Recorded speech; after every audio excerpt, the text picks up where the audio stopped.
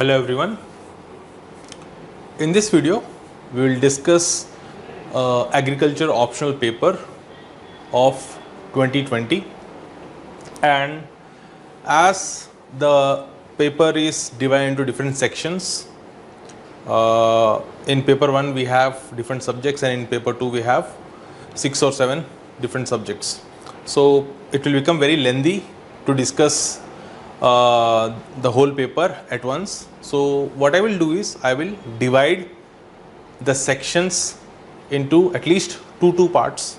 So the first section or paper 1 I will divide it into 2 or 3 parts if possible, because agronomy paper is bit lengthy, and in the same way I will divide paper 2 into 3 or 4 parts, so that we can make video of 15 to 20 minutes, so that we can discuss in length, right? So first we will see the distribution of marks of paper 1, then we will discuss the questions subject wise. So if we see the mark distribution, as usual agronomy holds the key here. So the maximum weightage is given to agronomy. Normally the average fluctuates between 110 to 130, but this time there was higher weightage given to agronomy. So soil science, from soil science 3 questions were asked, and from agronomy there were around 10 questions, right? So weed science 40 marks, agroecology 40 marks, which is, in case of weed science it is bit more than usual. Otherwise weed science you can get an average of 15 to 20 marks, 1 or 2 questions, or maximum 3, okay? But here this time there were 2 questions asked, but the weightage was higher. Each question was of 20 marks. Then agroecology, which is as usual, the weightage fluctuates around 40 to 60. Then extension 55 and economics 50, which is in the usual range. So only agronomy, the weightage of agronomy was increased, and weightage of soil science was bit reduced, ecology was bit reduced compared to last year. So let's see soil science question. So we'll start with soil science, then we will move on to agronomy, then weed science and agroecology, right? So first we will discuss the questions which were asked in soil science. Now the first question is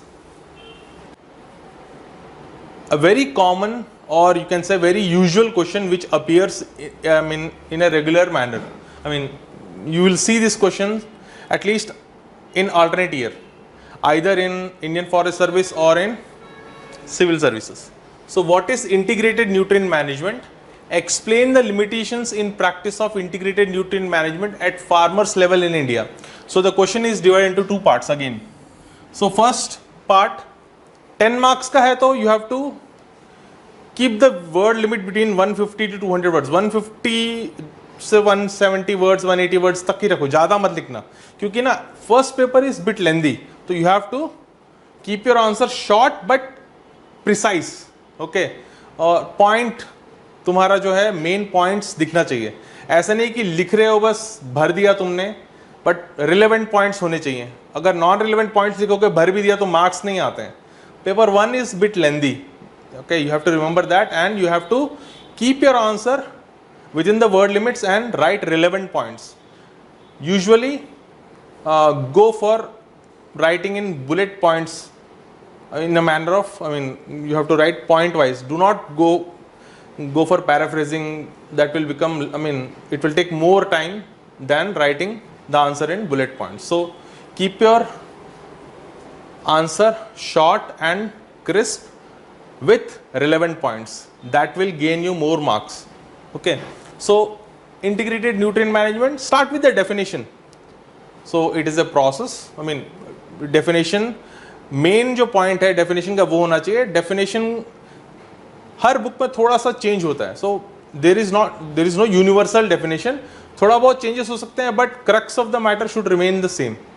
So it is a process where soil fertility and soil nutrient supply is maintained in a sustained manner for maintaining the crop productivity. Now, usually integrated nutrient management in layman's terms means integrating different sources of nutrients like farmyard manure, compost, biofertilizer, synthetic fertilizer, green manuring, सबका combination. सिर्फ synthetic fertilizer पे depend करोगे तो soil health will be hampered. So you have to integrate different sources of nutrients and do not depend upon synthetic fertilizers only. Okay, then components लिखना है तुमको. These are the components: biofertilizer, synthetic fertilizer, green manuring, farmyard manure, compost, all these things. Then there are other points along with these components. ये components तो हैं. These are the components of integrated. उसके बाद क्या है तुम्हारे पास? Maintaining proper soil pH. So integrated nutrient management is not just supplying nutrients but also maintaining the soil conditions in such a manner that the applied nutrients are available to the plants. Fix नहीं हो रहे हैं soil में, they are available. So maintain the soil pH to the neutral. अगर soil pH बहुत कम है, acidic है या बहुत ज़्यादा है, then apply amendments. So calcium sulfate in case if it is alkaline, या lime apply करो. Liming materials and different liming materials are there. So apply liming materials to bring the pH to an optimum level. Then maintain proper soil moisture level because जो तुम्हारा nitrogen है, sulphur है, they are taken up by the plant in mass flow mechanism. यानी पानी के साथ साथ as the plant absorbs water, the soil solution which contains nutrients they also move into the plant. तो पानी के साथ साथ जो भी dissolved salts हैं they will also move into the plant. So proper soil moisture condition should be available. Soil बहुत dry होगा तो भी nutrients available नहीं होंगे and anaerobic condition भी नहीं होना चाहिए. तो soil moisture should be at optimum level. तो soil pH maintain करो, soil moisture को maintain करो and you have to also maintain proper soil structure. Soil health proper होना चाहिए, proper aeration होना चाहिए ताकि root growth proper हो. Otherwise if root growth is hampered, absorption of nutrients will be stopped or it will be reduced. So all these things should be taken care along with the application of different components. जैसे तुम्हारा biofertiliser, इनके अलावा ये भी maintain करना है, pH maintain करना है, वाटर मॉइस्चर लेवल मेंटेन करना है तुमको. ओके, सॉइल का स्ट्रक्चर, एरेशन, पोरोसिटी, वो सारा चीज भी मेंटेन करना है. So all these things come under integrated nutrient management. That is the first part. तो तुमको डेफिनेशन लिखना है एंड कंपोनेंट्स क्या क्या है. कंपोनेंट्स को एक्सप्लेन मत करो, just write down the components क्या क्या है. Bio fertiliser, farmyard manure, compost, green manuring, synthetic fertilizer, these are the components. Write the definition, these are the components. Along with that, maintain soil pH, water moisture level should be at optimum level so that the nutrients will be available. Okay, flooding नहीं होना चाहिए, वैसे ही dry नहीं होना चाहिए, otherwise plant will not be able to absorb nutrients. Then soil structure proper, ये लिख दिया तुमने. तो ये पूरा का पूरा जो भी है तुम्हारा 5-6 पॉइंट्स ये हो गए एंड 3 लाइन्स का डेफिनेशन हो गया तुम्हारा, राइट. वो 5 मार्क्स में ये खत्म करो. नॉट मोर देन 6 और 7 लाइन्स खत्म. उसमें 6 और 7 लाइन्स में 4 या 5 लाइन तो तुम्हारा जस्ट वन वर्ड्स है. कंपोनेंट्स को वर्ड्स में लिख दो, बायो फर्टिलाइजर, ग्रीन मैन्योरिंग, बस इतना पॉइंट्स लिख दो, ऊपर डेफिनेशन, राइट. एंड बाद में 2 पॉइंट्स और, along with that pH maintain करना है, soil structure and moisture maintain करना है तुमको, ठीक है. वो पॉइंट्स लिख दो, that is your 5 marks. 5 marks इधर खत्म हो गया, राइट. उसके बाद explain the limitations in practice of integrated nutrient management farmers level in India. ना ये बहुत सारी जगह पर सेम दुखद कहानी है फार्मर्स और इंडिया की. फर्स्ट, कंपोनेंट्स को ले लो. Okay, specially coming to bio fertilisers. First, lack of knowledge, lack of information, lack of efforts from state or private extension machinery to promote the biofertilizers, lack of interest from the suppliers. biofertilizer जो तुम्हारे retail में है वो लोग भी नहीं लगते हैं बिकॉज बायोफर्टिलाइजर का शेल्फ लाइफ बहुत छोटा है. ओके, 2-3 महीने से ज़्यादा तुम रख नहीं सकते तुम रूम टेम्परेचर पे. आई मीन जो अगर गर्मियाँ चल रही हैं, अगर तुम्हारा शेड प्रॉपरली क्या बोलते हैं टेम्परेचर कंट्रोल नहीं है so if it is 40 degrees और something, you can not keep it for more than 2 months. उसका वाइबिलिटी, लाइव ऑर्गेनिजम्स है ना, उसका वाइबिलिटी खत्म हो जाएगा. So they also do not promote much, क्योंकि वो कोई खरीदता नहीं है, और ज़्यादा एफर्ट्स, क्योंकि ज़्यादा दिन तक तुम शॉप में स्टोर करके नहीं रख सकते उसको. They need to have proper facilities to store bio fertiliser. And उसका लाइफ भी 4 to 6 months से ज़्यादा नहीं होता है. So within 4 to 6 months you have to sell it, otherwise उसका वायबिलिटी खत्म हो जाएगा. देन लैक ऑफ नॉलेज बता दिया. एक्सटेंशन मशीनरी है. इवन द सप्लायर्स और retailers, they are not interested in promoting bio fertiliser because all these constraints. Then even the farmers, they don't have enough resources.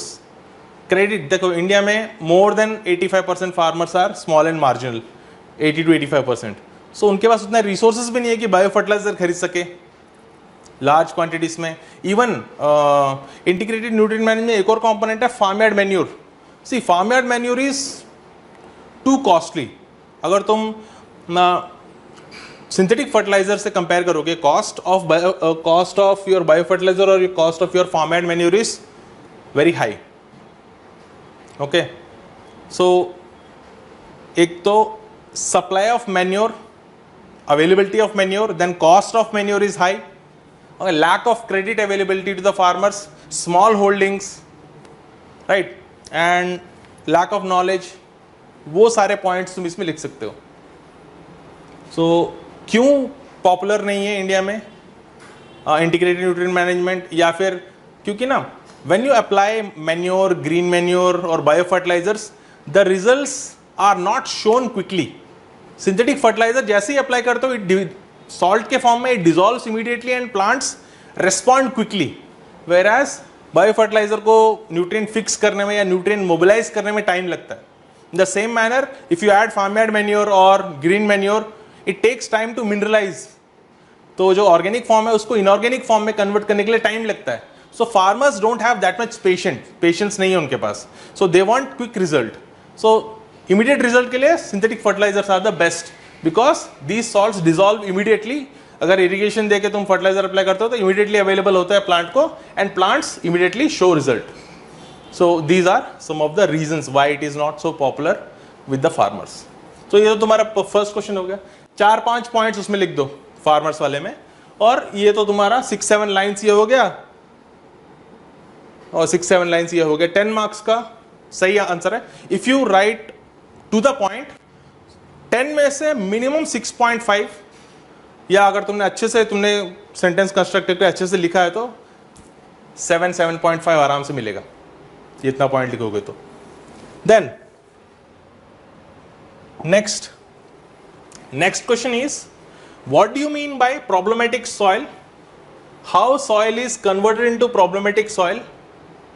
Explain various methods of reclamation of saline and alkali soils. So again 3 parts mein the question is divided into 3 parts. So first, what do you mean by problematic soils? So this is smaller part of the question, ये छोटा part है. Then how soil is converted into problematic soil? This is another part. Third part is explain various methods of reclamation of saline and alkali soils. See, इन तीनों में से first part का least weightage है, इन दोनों parts का ज्यादा weightage है, and third वाले का सबसे ज्यादा वेटेज है. If you see, at least 10 marks will be given for this part and 5-5, या फिर इस तरह से डिस्ट्रीब्यूशन होगा नॉर्मली. 10 मार्क्स तो एटलीस्ट इसका मिलेगा रिक्लेमेशन का, क्योंकि in the previous years also reclamation alone, reclamation of alkali soil और reclamation of saline soil is asked for 10 marks. So इसको 20 मार्क्स का है तो तुम मेंटली ऐसे देख लो कि ये 5-5 और 10 का होगा, और 4, 6, 10, तो ये दोनों 10 मार्क का. ये एटलीस्ट जो लास्ट वाला है, this will be lengthy, so at least 10 marks will be given for the third one. तो तुमको कॉन्सेंट्रेट भी उसी तरह करना है, तुमको आंसर भी उसी तरह लिखना है, ज्यादा टाइम इसके ऊपर स्पेंड मत करना. व्हाट यू मीन बाय, इसको डेफिनेशन लिखते हुए उनका प्रॉपर्टीज वो उस पर टाइम स्पेंड मत करना ज्यादा, राइट. ज्यादा टाइम थर्ड वाले पार्ट पे स्पेंड करो, क्योंकि इसका वेटेज ज्यादा होगा. Right. So what do you mean by problematic soil? तो 3-4 मार्क्स का ये मैक्सिमम. तो एनी सॉइल विच तुम ऐसे बोल सकते हो, which do not allow proper growth of the plants, और any soil which does not allow the normal growth of plants, or which इसका ना प्रॉब्लमेटिक सॉइल का सिंपल डेफिनेशन है, इसका कोई ऐसा नहीं है कि कोई स्टैंडर्ड है. So any soil which does not allow the normal growth of the plants. Okay, growth of the plants will be hampered in one और the other way. So normal growth possible नहीं है ऐसे soils में, उनको बोलते हैं problematic soil. Right. So problematic soil का अभी एग्जांपल देना पड़ेगा. तुमने बोल तो दिया where normal growth is not possible. क्या सॉइल्स हैं? अब एग्जांपल्स दो. एसिडिक सॉइल हो गया, सलाइन सॉइल्स हो गया, then we have alkali soils. Okay, alkali soils हैं. उसके बाद वाटरलॉग्ड सॉइल्स जो हैं, waterlogged soils can also be classified under problem soils. Okay, और ज्यादा जाओगे तो डेजर्ट सॉइल्स भी डाल सकते हैं, लेकिन उतना अंदर डीप में जाने की जरूरत नहीं है. So acid soils, saline soils, alkali soils, generally whenever we say problem soils, ये तीनों का एग्जांपल मिलता है. But you can also add waterlogged soils under problem soils, क्योंकि वाटरलॉग्ड सॉइल्स में only certain species can survive. Normal plants, normal mesophytic plants can not grow there. So वो भी problem soils के अंदर आ जाता है. तो डेफिनेशन लिखो 1.5 लाइन का, उसके बाद एग्जांपल्स लिख दो प्रॉब्लम सॉइल्स का. Now these are the problem, these are the examples of problematic soils. Now second part में आ जाओ. How soils are converted into problematic soils. अब तुमको बताना है कि एसिडिक सॉइल्स कैसे बनते हैं, सलाइन सॉइल्स कैसे बनते हैं, अल्कली सॉइल्स कैसे बनते हैं, और वाटरलॉग्ड सॉइल्स कैसे आता है. नाउ सी, एसिडिक सॉइल्स का मेन, अगर तुम देखोगे किसी भी बुक में अगर तुमने पढ़ा होगा तो leaching of bases, excessive rainfall जहां पर होता है. Okay, continuous use of acidic fertiliser एक है रीजन उसका. These are the most important reason. Then excessive absorption of your bases, acidic parent material granite अगर है तो for example. So there are reasons for the formation of acidic soil. तो formation of problematic soils में first heading लिखो, acidic soil कैसे बनता है.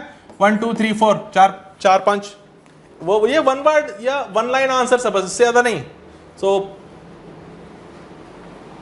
Bye leaching of bases, so the areas which have excessive rainfall, there leaches will be easily bleached and soil colloidal complex will be left with hydrogen ions.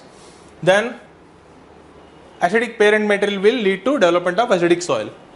Continuous use of acidic fertilizer, ammonium sulfate एक example. ऐसे 3-4 points बस. Then saline soils में saline and alkali soils.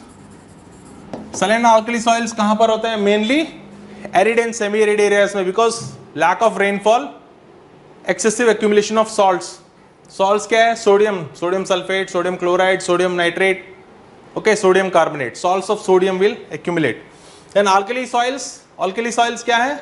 These are the soils which have excessive sodium ions in the colloidal complex. The colloidal complex is sodiumized. That is alkali soil. Saline soil बताओ क्या होता है? Where the soil pH is more than 7 and there is excessive accumulation of soil. Alkali soils where there is excessive accumulation of sodium ions in the colloidal complex. यहाँ पर pH 8.5 से ज़्यादा रहता है normally. Then ये लिखने के बाद अब सेम वाटरलॉग सॉइल का भी है. वाटरलॉग सॉइल का क्या होता है? ये सीजनल हो सकता है, this can be seasonal flooding, okay, और बेसन शेप टोपोग्राफी है तो water will be accumulated during the rainy season. और तुम्हारा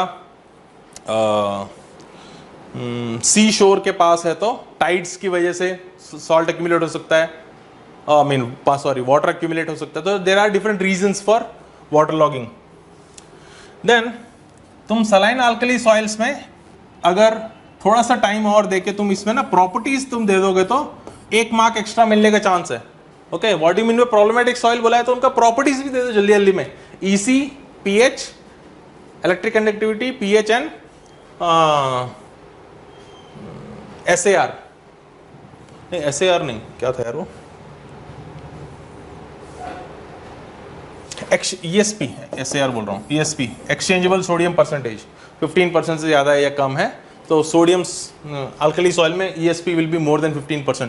सो ESP electrical conductivity and pH, इसका टेबल दे दो एक छोटा सा, बिकॉज प्रॉपर्टीज लिख दोगे तो 1.5 मार्क्स ज़्यादा मिलेगा तुमको.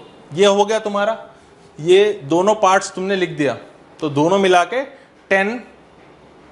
10 मार्क्स का वेटेज के आसपास है. Now come to this part, saline and alkali soils का इन लोगों ने रिक्लेमेशन पूछा है. ये पार्ट ज्यादा तुमको इसमें लिखना पड़ेगा. यहां पर क्या होगा, पहले सलाइन सॉइल्स का लिख दो. सलाइन सॉइल्स के बारे में क्या लगोगे, कल्चरल मेथड से स्क्रैपिंग कर सकते हो, राइट. वो तो टेम्पररी है मेजर सॉल्ट्स को निकालने के लिए, but soon again salts will accumulate, scraping से पॉसिबल नहीं है. अदरवाइज मोर तुम्हारा क्या है, रिलायबल मेथड क्या है, you can use leaching. Leaching of salts. Salts को कैसे लीच करोगे, इंपाउंडिंग, पानी डालोगे, fresh water, okay, salts will dissolve and you will drain the water out. ऐसे 3-4 बार करो, ओके, 3-4 टाइम्स करोगे तो all the salts from the field will be either leached due to percolation or you can drain the excessive drain the water which contains excessive salts. So leaching is the best method. Then you can grow salt tolerant crops. वो एक major तुम डाल सकते हो इसके अंदर, ठीक है. ऑर्गेनिक मैटर अप्लाई कर सकते हैं. सो फॉर तुम्हारा सलाइन सॉइल्स के लिए. देन सलाइन और अल्कली के बीच में एक और ग्रुप होता है, सलाइन अल्कली. ये इंटरमीडिएट है, this is the intermediate stage. तो सलाइन और अल्कली के बीच में एक और स्टेज होता है जो सलाइन से अल्कली में कन्वर्ट हो रहा है. So this is intermediate stage. तो दो soils which are saline alkali, वहां पर कभी भी लीचिंग नहीं करना. If you leach out the salts, soil will completely turn into alkali soils. तो ये वाला पॉइंट भी लिख देना कि सलाइन अल्कली सॉइल्स जो है वहां पर लीचिंग नहीं करना है कभी भी. If you leach out the salts, the soil will become alkali, क्योंकि salts पूरे चले जाएंगे, बचा क्या, सोडियम आयन बचेगा, तो it will turn alkali. Alkali soils.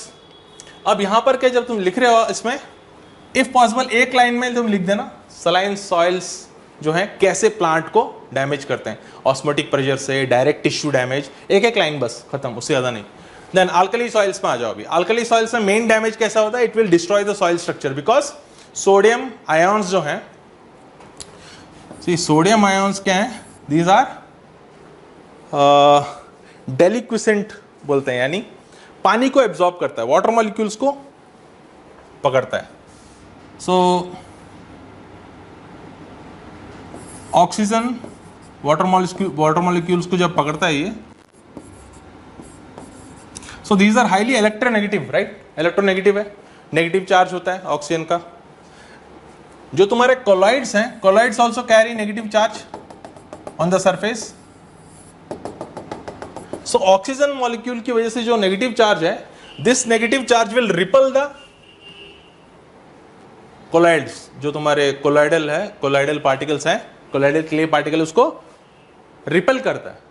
So सोडियमाइज soils जो हैं उसका स्ट्रक्चर क्यों डैमेज होता है, क्यों तो तुम्हारा स्ट्रक्चर क्यों टूट जाता है, ओके, डीफ्लॉकुलेशन बोलते हैं.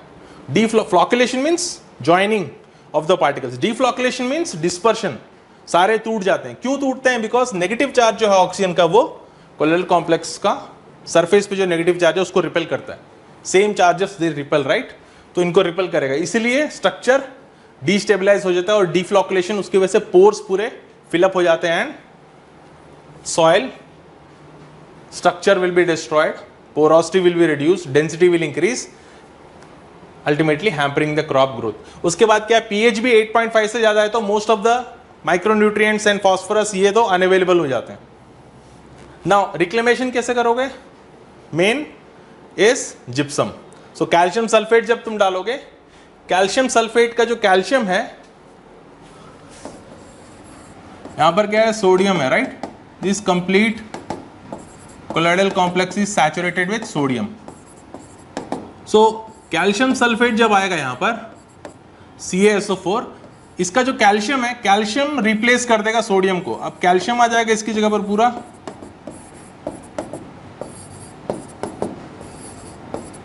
ओके। और ये जो सल्फेट है, सल्फेट सोडियम के साथ मिलके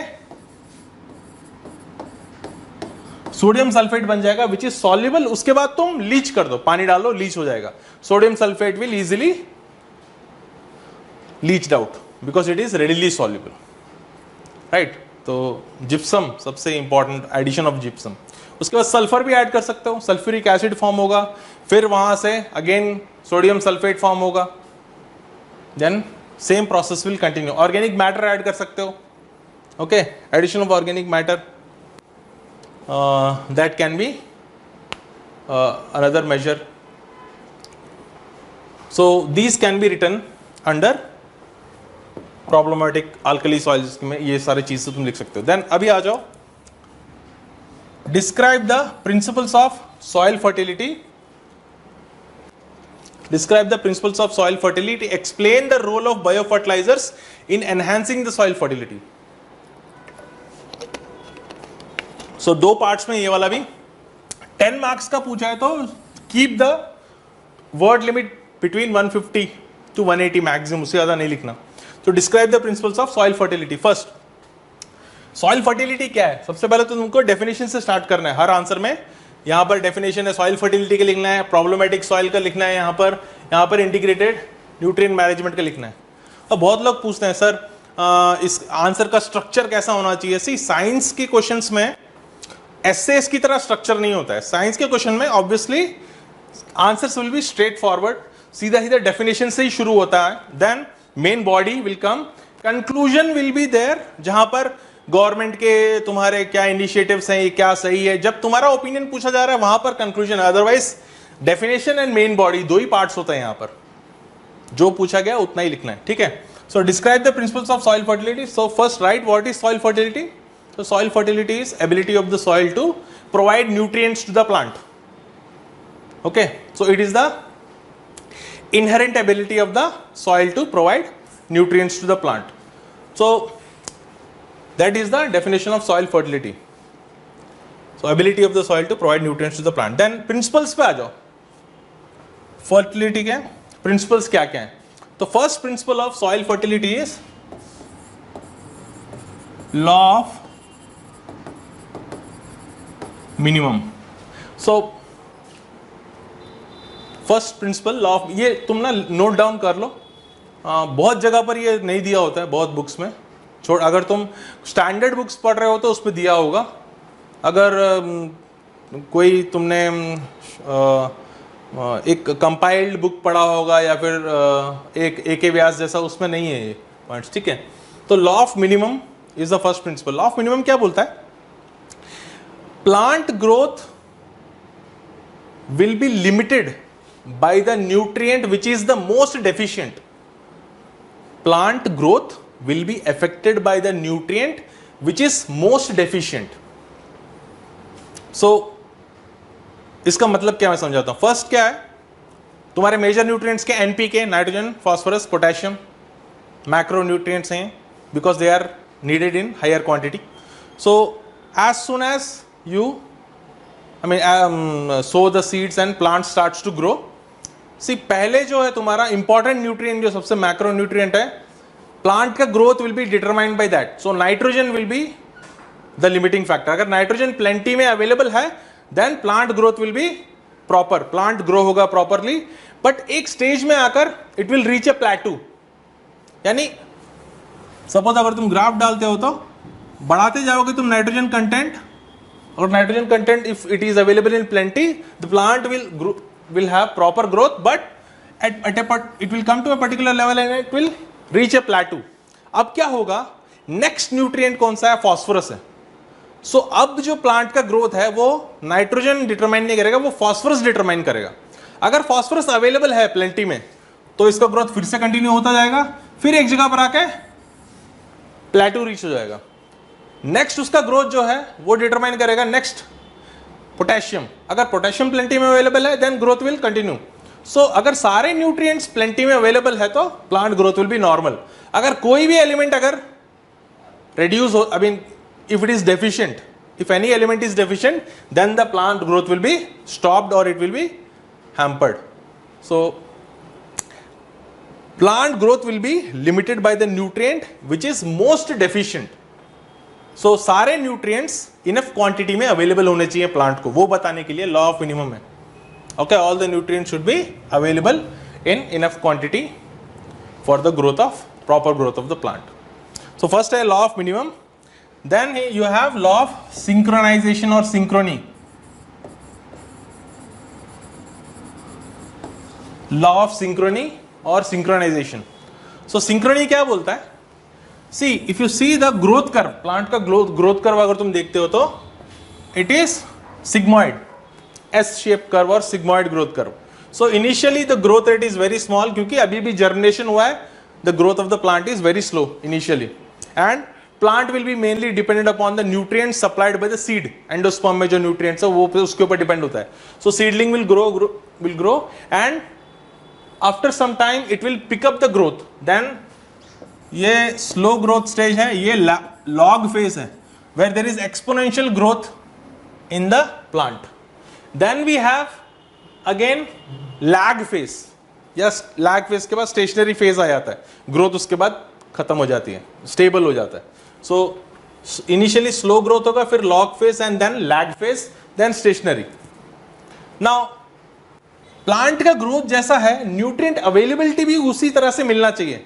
जब प्लांट का ग्रोथ बहुत स्लो है और वो मेनली सीड के न्यूट्रिएंट्स पे डिपेंडेंट है, उस टाइम पे तुमने बेसल एप्लीकेशन ऑफ नाइट्रोजन वो पूरा डाल दिया, ज्यादा नाइट्रोजन तुमने बेसल एप्लीकेशन में डाल दिया, एंड इफ रेनफॉल है या फिर जो भी इरिगेशन दिया, लीचिंग होने का ज्यादा प्रॉब्लम है. So plant will not be able to utilise those nutrients, most of the nutrients will be leached out.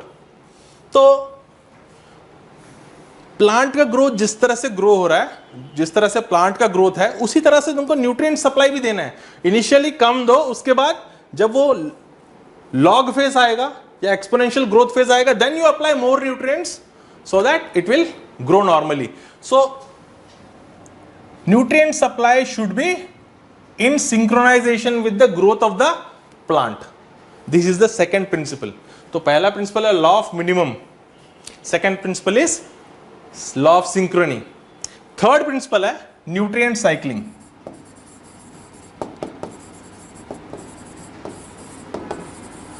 third principle is nutrient cycling. nutrient cycling में क्या है, तुम्हारा nitrogen cycle, phosphorus cycle, sulphur cycle, carbon cycle, they should be nutrient cycling. ये fundamental principle है. तो there should be proper renewal of nutrients in the soil. Soil में nutrients का renewal जो है, रिन्यू होते रहना चाहिए. सो अगर तुम ऑर्गेनिक मैटर डालते हो तो you see the decomposition rate is also different for different organic constituents. So organic matter में जो डिफरेंट ऑर्गेनिक कॉन्स्टिट्यूएंट्स हैं, सपोज जो तुम्हारा प्रोटीन वाला पार्ट है, नाइट्रोजनस कंपाउंड जो हैं, सो नाइट्रोजन और कार्बन के बीच में कोवेलेंट बॉन्ड है, it is stronger. Then we have sulphur के कंपाउंड्स हैं या फॉस्फोरस के कंपाउंड्स हैं. Now these are held by ester linkages. तो सल्फर और जो फॉस्फोरस है ये एस्टर लिंकेजेस के साथ बाइंड होते हैं. So these are relatively easily broken by extracellular enzymes secreted by bacteria or fungi. उसके extracellular enzymes से easily break हो जाते हैं ester linkages. This bond is, I mean, relatively stronger. Then we have nutrients which are available. So these are held by weak forces on the colloidal surface. Different types के तुम्हारे पास bonds हैं. Nutrient availability to the plant. So अभी जो soil में organic matter है उसमें organic compounds हो सकते हैं, nitrogenous compounds, sulfur compounds, phosphorus compounds. Now these, इन दोनों का जो recycling है या फिर mineralization है, it is faster when compared to nitrogen cycle. तो ये सारी चीजों को तुमको ध्यान में रखना पड़ता है. कार्बन नाइट्रोजन रेशियो, अगर तुमने C/N रेशियो ऑर्गेनिक मैटर डाला है जिसका C/N रेशियो ज्यादा है, वो सपोज 100:1 है, कार्बन ज्यादा है, नाइट्रोजन कम है, so there can be nitrogen deficiency. So nutrient cycling is also kept in mind कि रिन्यूअल ऑफ द न्यूट्रिएंट्स कितना फास्ट हो रहा है, ठीक से हो रहा है कि नहीं, उसके हिसाब से तुमको न्यूट्रिएंट्स ऐड करना पड़ेगा। Third important principle is nutrient cycling. तो ये तो हो गया। अब इसके लिए ज्यादा टाइम वेस्ट मत करना, बस इनका नाम लिख देना और जस्ट ब्रीफ एक्सप्लेनेशन 2-3 लाइन का। देन आ जाओ, explain the role of biofertiliser in enhancing soil fertility. अब biofertilisers is one of the component of integrated nutrient management. Now biofertilisers क्या है? बायोफर्टिलाइजर्स डिफाइन करो, बायोफर्टिलाइजर्स क्या है। फर्स्ट बायोफर्टिलाइजर्स को डेफिनेशन दे दो, उसके बाद छोटा सा क्लासिफिकेशन दे दो, हल्का सा। क्या है? Then we have nitrogen fixers and nutrient mobilisers. दो तरह के बायोफर्टिलाइजर्स है हमारे पास। ज्यादा डेप्थ में क्लासिफिकेशन में मत जाओ, बस सुपरफिशियल क्लासिफिकेशन। नाइट्रोजन फिक्सिंग में सिम्बायोटिक है, नॉन सिम्बायोटिक है। देन न्यूट्रिएंट मोबिलाइजर्स में तुम्हारे पास बैक्टीरिया है, phosphorus solubilising bacteria, and VAM भी है, vesicular arbuscular mycorrhiza. So these VAM and phosphorus solubilising bacteria वो क्या करते हैं? They release hydroxy organic acids which chelate. See phosphorus कैसे फिक्स होता है? Phosphorus is fixed, phosphorus fixation पढ़ा होगा आपने।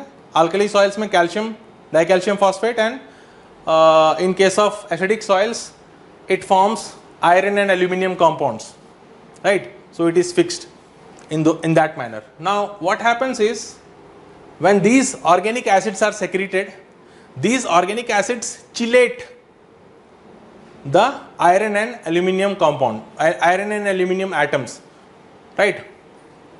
So what happens is they form a coordinate bond. So coordinate complex मालूम है ना?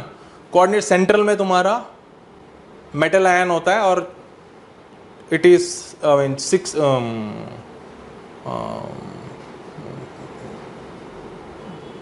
आई मीन चिलेशन में सेंट्रल में you have metal, iron and aluminium. Now iron and aluminium अगर तुम्हारे सॉइल में एक्सेस है, if the pH is less, iron and aluminum is present in excess, those excess ions will bind with phosphorus. Now what happens here, ये organic acid जो secrete किया है ये iron and aluminum को bind कर लेता है by chelation, okay, coordinate compounds बना लेता है। Now there is no free iron and aluminum in the soil. iron and aluminum freely available नहीं है जो phosphorus के साथ bond करेंगे, then the phosphorus will be available. So nutrient mobilizing bacteria and VAM, they make phosphorus available to the plants. nutrient को mobilize करता है, immobile to mobile form में लेके आता है। Then nitrogen fixers, they increase the nitrogen level in the soils by in the form of amino acids and proteins. Now first soil fertility को कैसे enhance करता है? एक तो नाइट्रोजन फिक्स करता है और न्यूट्रिएंट्स को मोबिलाइज करता है। फर्टिलिटी का डेफिनेशन क्या है? सॉइल फर्टिलिटी का डेफिनेशन है ability of the soil to provide nutrients to the plants. So दोनों जगह पर न्यूट्रिएंट, एक न्यूट्रिएंट मोबिलाइज कर रहा है, दूसरा न्यूट्रिएंट फिक्स कर रहा है। नाइट्रोजन फिक्स कर रहा है सॉइल में means it is making nitrogen available in the soil. Phosphorus fixation और नाइट्रोजन फिक्सेशन दोनों सेम नहीं है। फॉस्फोरस फिक्सेशन माने सॉइल में फॉस्फोरस है लेकिन प्लांट को अवेलेबल नहीं है। नाइट्रोजन फिक्सेशन का मतलब है एटमॉस्फेरिक नाइट्रोजन को सॉइल में फिक्स कर रहा है। कोई लोग इन दोनों में कंफ्यूज होते हैं, इन दोनों में कंफ्यूज मत होना, राइट? सो एक तो ये हो गया main point. Second, biofertilisers also help in maintaining soil structure. Soil structure को मेंटेन करने में भी हेल्प करता है। कैसे? It helps in decomposition of organic matter. क्यों? कार्बन हेटेरोट्रॉफिक ऑर्गेनिजम्स भी हैं इसमें, so they decompose organic matter and consume the carbon. So mineralisation process से क्या होगा? Again nutrients will be released into the soil. So organic matter decomposition में क्या हो रहा है? Organic form to inorganic form में convert हो रहा है। Then एक और पॉइंट में लिख सकते हो, जो भी स्लाइमी चीज बनती है डिकम्पोजिशन से, एसिड्स और slimy material, that will help in binding the soil particles and forming a proper soil structure. Soil structure formation में भी ये हेल्प करता है। And these micro organisms after their death they also enter into nitrogen cycle और जो भी है mineralisation process में कन्वर्ट होगा। So they also help in soil structure को बनने में हेल्प करता है, न्यूट्रिएंट को फिक्स करता है, न्यूट्रिएंट को मोबिलाइज करता है, लॉन्ग टर्म में ज़्यादा बेनिफिशियल है. Okay, in long terms regularly एक बार तुमने डाल दिया bio fertiliser, if you apply organic matter in plenty regularly, soil these microorganisms will survive. Water and nutrients available है, organic matter available है, तो bio fertilisers long term strategy के लिए बेस्ट है इंटीग्रेटेड न्यूट्रिएंट मैनेजमेंट में. So role of bio fertilisers. तो दिए तो 3 क्वेश्चंस हैं. सो 2 10 मार्क के क्वेश्चन, एक 20 मार्क्स का क्वेश्चन आया. So that was about soil science. So will take a break. हम लोग नेक्स्ट वीडियो में एग्रोनॉमी का डिस्कस करेंगे. So that was about soil science. 40 marks का आया था. Usually the weightage ranges from 40 to 60 marks. तो तुम 3 से 5 क्वेश्चन सॉइल साइंस में एक्सपेक्ट कर सकते हो regularly. So 3 to 5 questions. And देखो पूछा भी कहां पर है. सॉइल साइंस में देयर आर डिफरेंट पार्ट्स.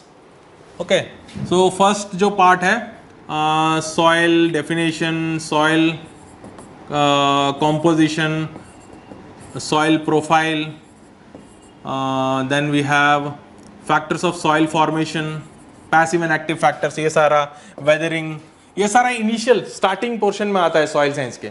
यहाँ से क्वेश्चंस आ सकता है. सॉइल प्रोफाइल पूछा है, वेदरिंग पूछता है, केमिकल वेदरिंग पूछता है, फैक्टर्स ऑफ सॉइल फॉर्मेशन भी पूछा है, राइट. बट यहाँ से क्वेश्चंस कम आता है. I mean chances are less. Weathering ये सब हो गया. अब इसके बाद तुम्हारा जो मेन पोर्शन है soil physical factors. Soil physical factors में क्या है? सॉइल स्ट्रक्चर है, सॉइल टेक्सचर है. सॉइल स्ट्रक्चर क्या क्या इफेक्ट करता है and what are the other factors affecting soil structure, soil temperature, soil water, soil density, वो सारा सॉइल फिजिकल फैक्टर्स में आ जाएगा, right. Soil structure is important. इधर से सॉइल स्ट्रक्चर क्या होता है, डिफरेंट टाइप्स, वो क्वेश्चन पूछा है पहले. देन इंपॉर्टेंट पार्ट क्या है? Nutrition is very important. Nutrition बहुत इंपॉर्टेंट पार्ट है. अब देखो यहाँ पर इंटीग्रेटेड न्यूट्रिएंट मैनेजमेंट पूछा है. सो INM न्यूट्रिशन से. Nutrition one of the most important part. Second problem soils, another most important part. Third is bio fertilisers. इन तीनों में से एटलीस्ट 2 एरिया से तो क्वेश्चन आता ही आता है. ये 3 देखो यहाँ पर तीनों एरिया से आया है. Principles of soil fertility, nutrition, ये भी न्यूट्रिशन के नीचे ही आता है. बायो फर्टिलाइजर भी आ गया इसमें. यहाँ पर प्रॉब्लम सॉइल्स में आ गया, सेकंड वाला कवर हो गया. एंड अगेन न्यूट्रिशन से. नाइट्रोजन पे अगर क्वेश्चन आएगा वो भी न्यूट्रिशन का है. Phosphorus fixation, that is also from nutrition. So these 3 are the most important parts. तो जब भी तुम सॉइल साइंस पढ़ रहे हो ना, ये तीनों पक्का रिविजन करके जाना. इधर से आने का क्वेश्चन चांसेस ज्यादा है. ऐसा नहीं है कि इधर से नहीं आएंगे, इधर से भी आ सकते हैं, but chances are more from those 3 areas, right. So that was about soil science. So in the next video we'll discuss about the agronomy, questions from agronomy. So thank you very much.